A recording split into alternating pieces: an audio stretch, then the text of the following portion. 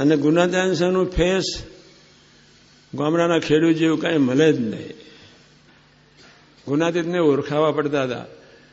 નિર્ગુણાનંદ face પર કોઈ smartness નહીં, વાણીમાં કોઈ સ્માર્ટનેસ નહીં. કરોડ કામ બગાડીને મોક્ષ સુધારો, કરોડ કામ બગડ્યા તો સુધાર્યું, યસ અમને કાંઈ નહીં.